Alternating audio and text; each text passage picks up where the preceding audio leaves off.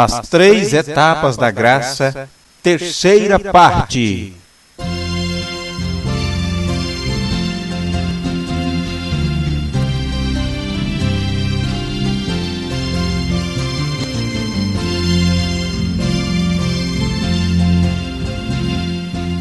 Este assunto está baseado nos livros da Bíblia Sagrada e nas mensagens pregadas por William Marion Branham. No cenáculo ao Senhor, quando foi do céu descido o real Consolador. Senhor, manda já teu poder. Senhor, manda já teu poder. Senhor, manda já teu poder. E batiza cada um. Deus primeiro batizou a terra com água. Depois a batizou com o sangue de Cristo.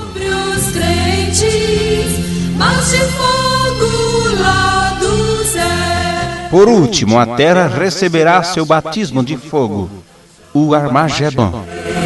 Senhor, manda já teu poder. Água, sangue e espírito. Já teu poder e batiza cada um. No nascimento natural, primeiro se rompe a água, depois o sangue, por último vem a vida. No Espírito O cristão passa pelo mesmo processo. Primeiro, ele é batizado nas águas, depois santificado pelo sangue. Por último, recebe o Espírito Santo, o selo de Deus. Justificação, santificação e batismo com o Espírito Santo e fogo.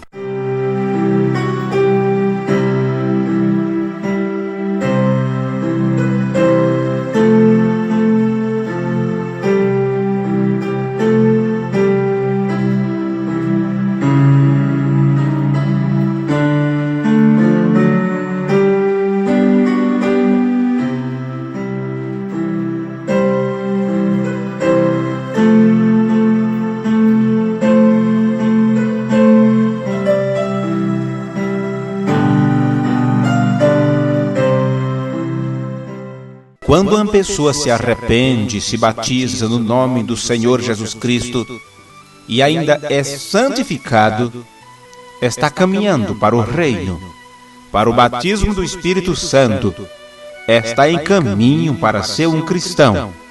Porém, não é um cristão até que a vida de Cristo não esteja nesta pessoa. O irmão Branham disse em uma de suas mensagens: se tirássemos a seiva de uma macieira e puséssemos a seiva de pera, essa macieira produziria peras, porque a vida, sua natureza, lhe teria sido mudada. Se a natureza velha tem saído de nós e nos tem sido injetado a natureza divina, o Espírito Santo, como poderemos produzir outra coisa que não seja o caráter de Cristo? Como poderemos produzir as obras da carne se o Espírito de Jesus Cristo está em nós? Indubitavelmente produziremos de acordo com a natureza que tenhamos por dentro. Jesus, em São Mateus capítulo 12, versículo 34 e 35, ele disse: raça de víboras, como podeis vós dizer boas coisas sendo maus? Pois do que há em abundância no coração, disso fala a boca. O homem bom tira boas coisas do seu bom tesouro, e o homem mau do mau tesouro tira coisas más.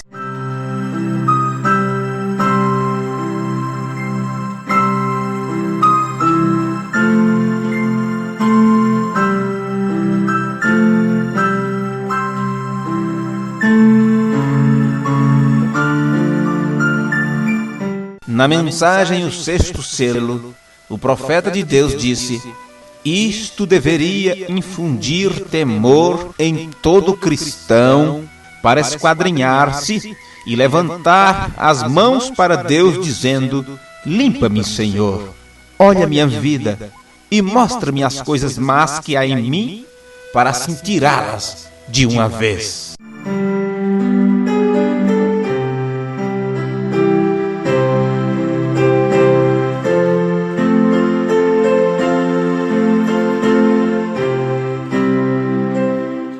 Você lembra o que está escrito na Bíblia?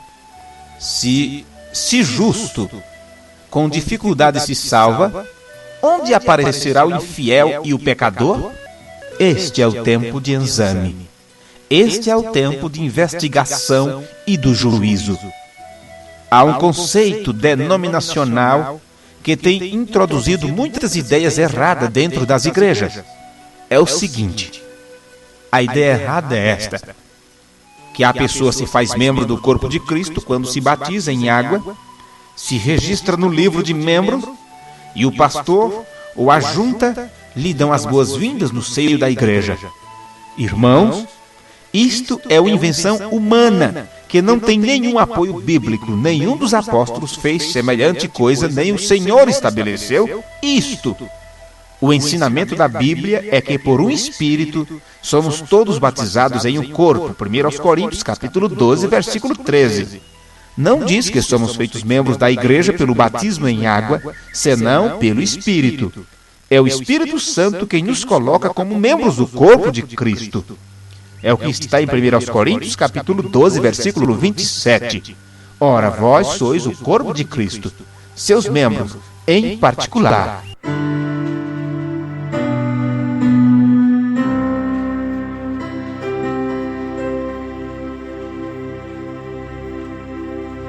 O batismo em água é administrado pelo homem.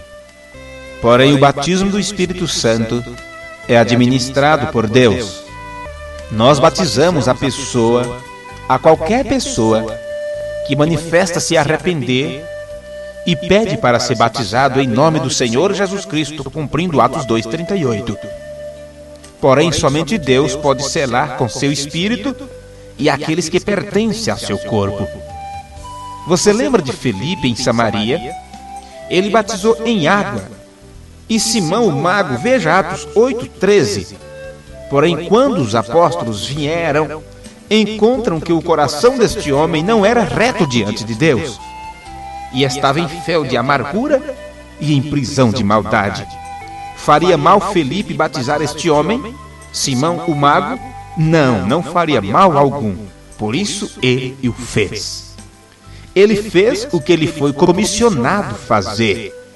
Porém, os demais era assunto de Deus com o indivíduo. Eu tenho comissão, como evangelista, de batizar qualquer pessoa que diga que está arrependido de seus pecados e que crê neste evangelho, que crê na Bíblia Sagrada e que deseja cumprir as Escrituras e quer ser batizado, tendo em sua vida a invocação do nome do Pai, do Filho e do Espírito Santo, que é Senhor Jesus Cristo. Eu então não posso negar a água para esta pessoa. Mas daí por diante já não posso fazer mais nada. Está entre a pessoa e Deus. Salmo capítulo 127, versículo 1. Se o Senhor não edificar a casa, em vão trabalham os que edificam. Se o Senhor não guardar a cidade, em vão vigia a sentinela. Vem.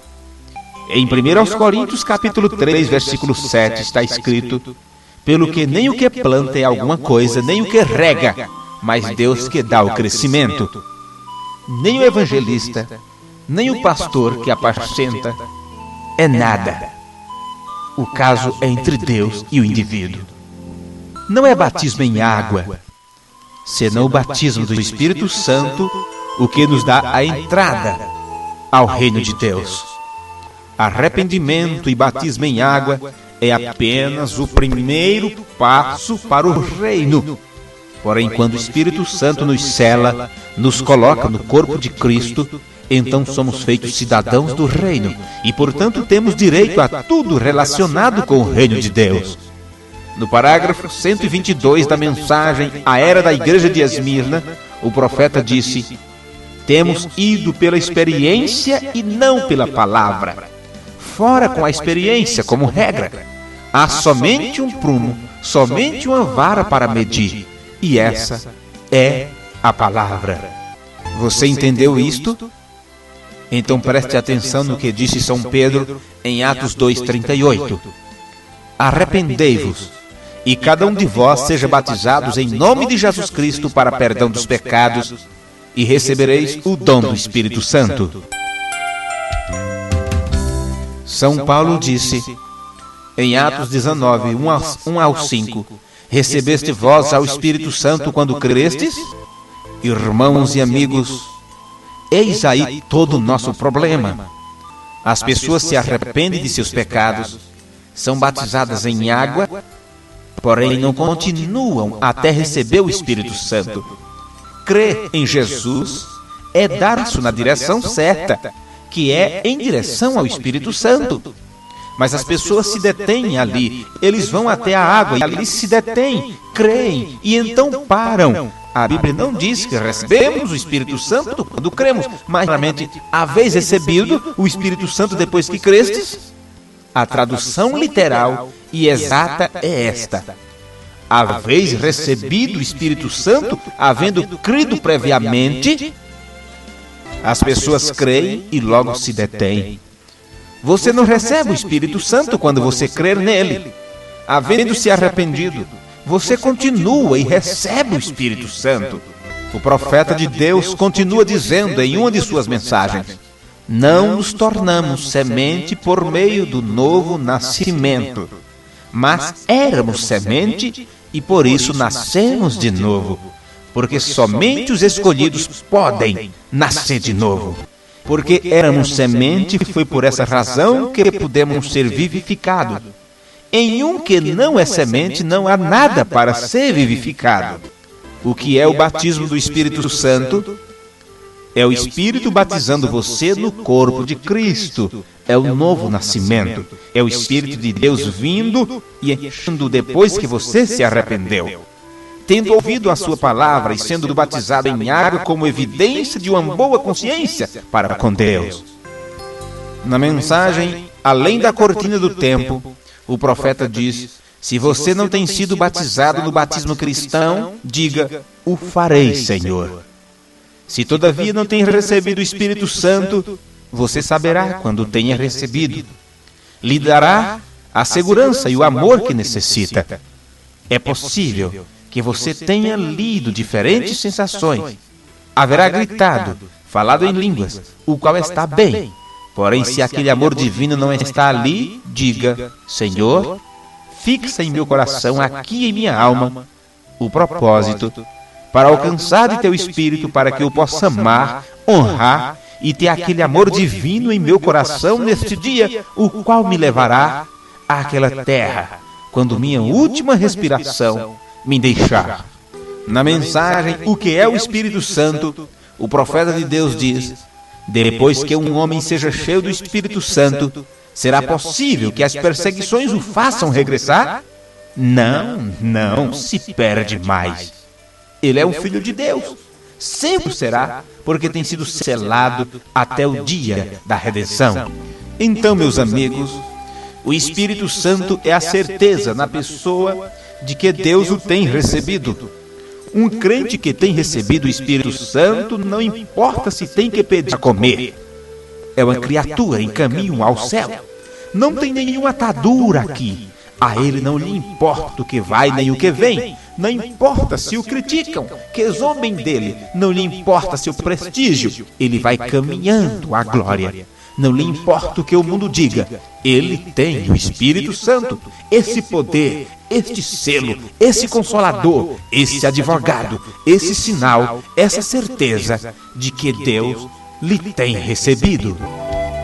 O profeta de Deus segue dizendo: alguém que professa ser cristão, se não tem sido cheio do Espírito Santo, apenas está em processo de ser um cristão. Ele simplesmente professa crer. Está se dirigindo para isso, porém Deus não lhe tem dado o seu Espírito Santo. Todavia não tem chegado à meta com Deus. É dizer, Deus não tem ainda reconhecido.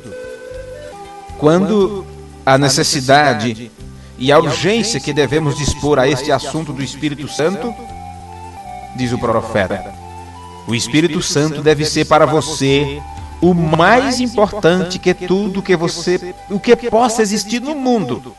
O Espírito Santo tem que ser para você mais importante que seu prestígio, do que sua vida, do que seu trabalho, do que qualquer coisa.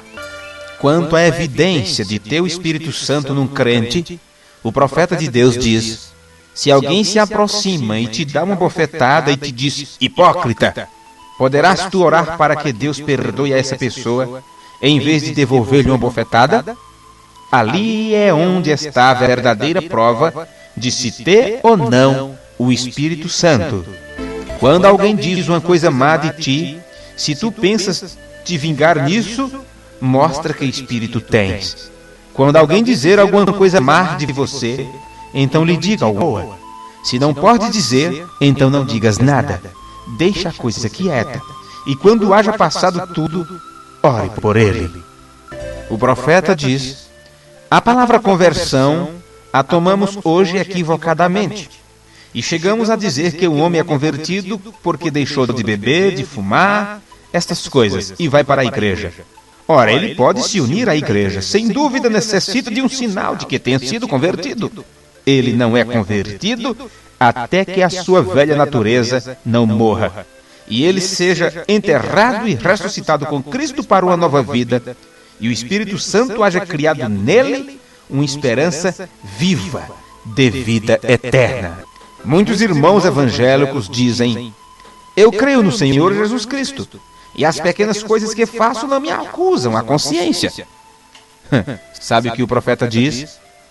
Sem dúvida que é assim, porque em tua consciência não tens aquele que te pode redarguir, que te pode condenar ou repreender, o qual é o Espírito Santo. Muitos se apegam naquele versículo que diz, irmão, se o teu coração não te condena, você tem paz para com Deus. E aí as pessoas fazem de tudo. As mulheres cortam seus cabelos, vestem roupas imorais, os homens roubam, mentem, fazem negócios maldosos, vivem qualquer classe de vida e dizem, eu sou cristão, a minha consciência não está me acusando. Sabe por que isto acontece? A tua mente não te acusa quando você faz algo errado, porque o Espírito Santo não está ali dentro. Esta é a razão pela qual tantos religiosos denominacionais praticam coisas mundanas, contrárias à palavra de Deus e à santidade. E logo dizem que eles não sentem que estão fazendo o mal. E realmente é assim, porque estão na mesma condição do mundo, sem o Espírito Santo.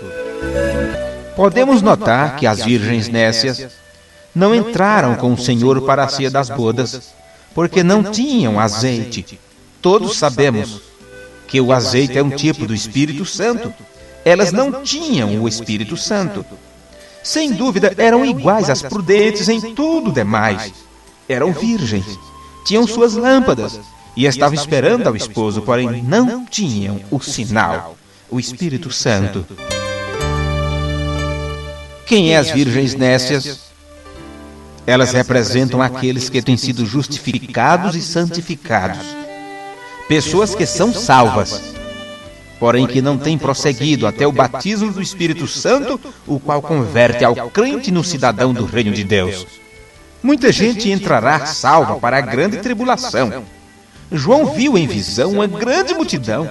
Veja Apocalipse 7, versículo 9. Uma grande multidão a qual ninguém podia contar, de todas as nações e tribos e línguas e povos que estavam diante do trono e perante o Cordeiro, trajando vestidos brancos e com palmas nas suas mãos. As Escrituras dizem, as nações que houverem sido salvas. Isso não tem nada a ver com a noiva, porque existe uma diferença entre uma pessoa salva e uma que pertence à noiva eleita de Jesus Cristo. Falando da parábola das 10 virgens, o profeta de Deus diz, é como uma senhora que tem um corte de tecido para fazer um vestido. Ela tem um padrão pela qual vai fazê-lo.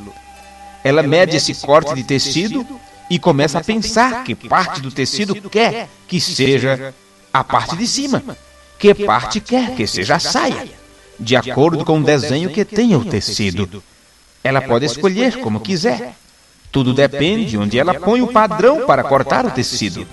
Lembre que todo tecido é limpo, apto para se fazer um vestido, pelo qual pode ser considerado santificado, que faz com que essa pessoa ponha o padrão sobre determinada parte. Qual é o padrão que se usa, o que leva aquela costureira a pôr o padrão numa determinada parte e deixar os demais de lado? Isso é da escolha da pessoa que está confeccionando o vestido. Então, entre todas as virgens que estão sobre esta terra, vivendo vidas limpas, santificadas, é a escolha de Deus colocar o padrão sobre as que Ele tem determinado, simbolizadas no corte do tecido, e separar as virgens prudentes. Todas as virgens provam que são virgens limpas e santificadas.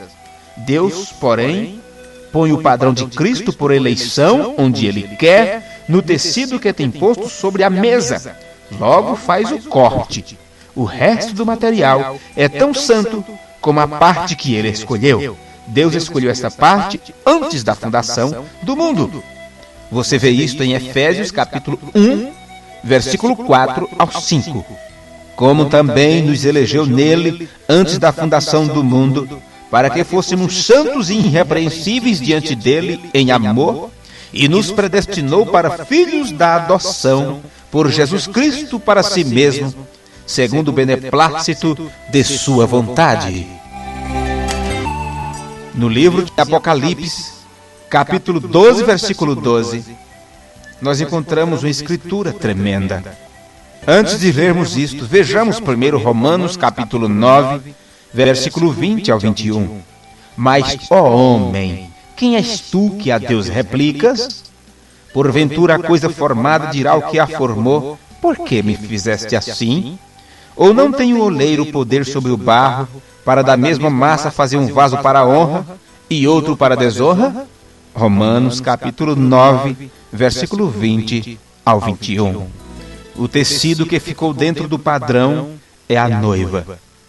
O demais é o remanescente. Quando a noiva for tomada, o remanescente fica na terra. Estes são os que o dragão persegue durante o tempo da grande tribulação. É o que está escrito em Apocalipse capítulo 12, versículo 12. Amigos cristãos, já temos visto com toda claridade que sem o Espírito Santo não poderemos subir no rápido. E este é sinal que Deus verá no crente, o qual transformará o corpo de nossa baixeza para ser semelhante ao corpo de sua glória. Sendo que o Espírito Santo é uma promessa de Deus para os seus filhos, então nos convém desejá-lo e buscá-lo, até que estejamos seguros que o temos recebido.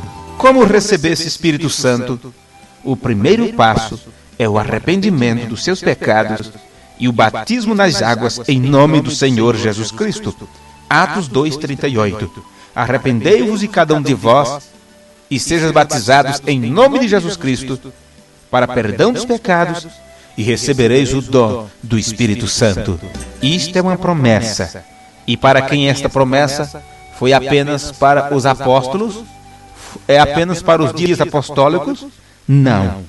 Atos 2:39 diz: porque a promessa vos diz respeito a vós, aos vossos filhos, e a todos que estão longe, e a tantos quantos Deus nosso Senhor chamar.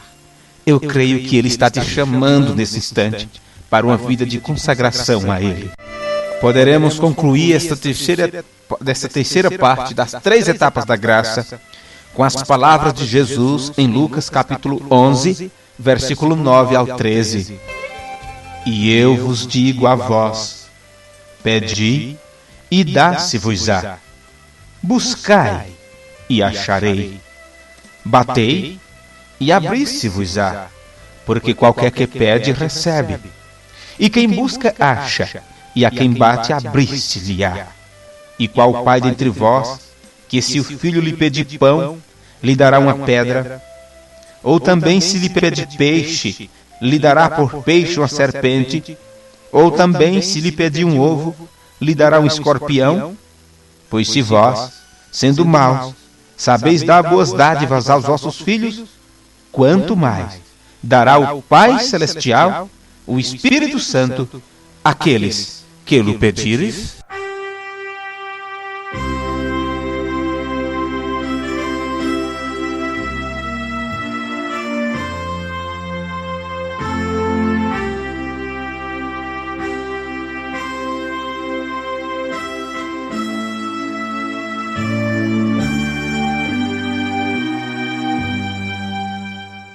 E assim terminamos, meus amigos, o estudo sobre as 3 etapas da graça.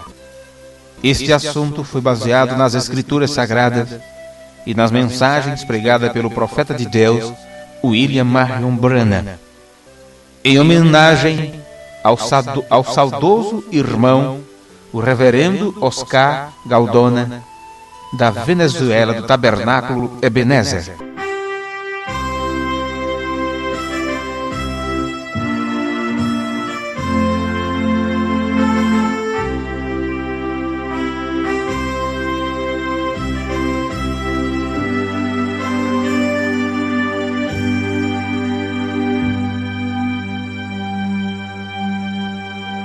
Para mais assuntos, perguntas e respostas, para alguns esclarecimentos, nós ficamos à sua inteira disposição.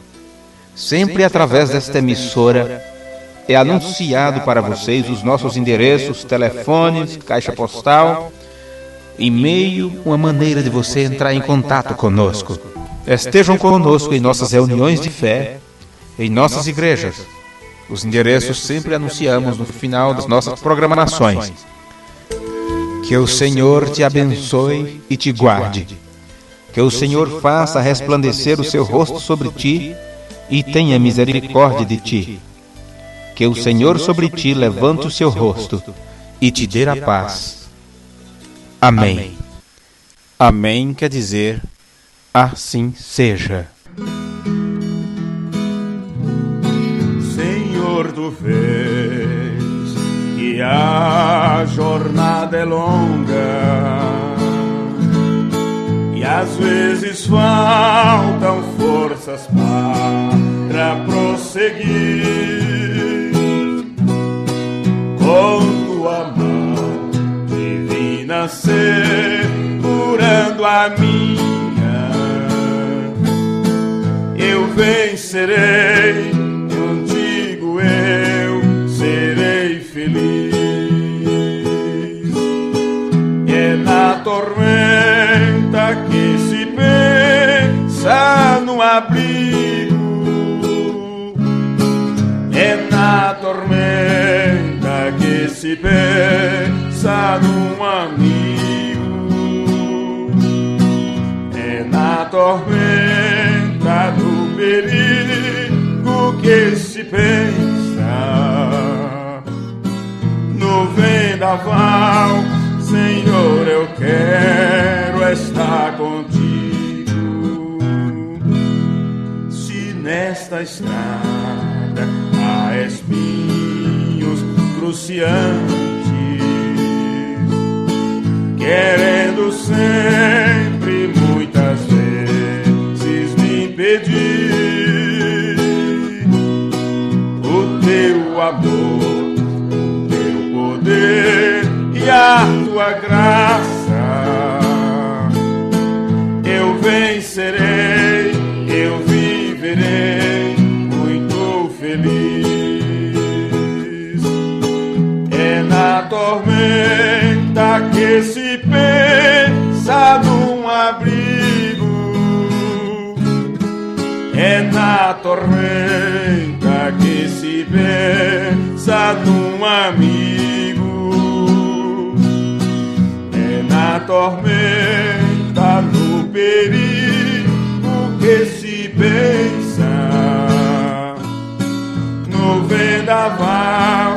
Senhor, eu quero estar contigo. Se nessa estrada há espinhos cruciantes, querendo sempre, muitas vezes, me teu amor, o teu poder e a tua graça. Eu vencerei, eu viverei muito feliz. E é na tormenta que se pensa num abrigo. É na tormenta que se pensa num amigo. É na tormenta, no perigo que se pensa. No vendaval, Senhor, eu quero estar contigo.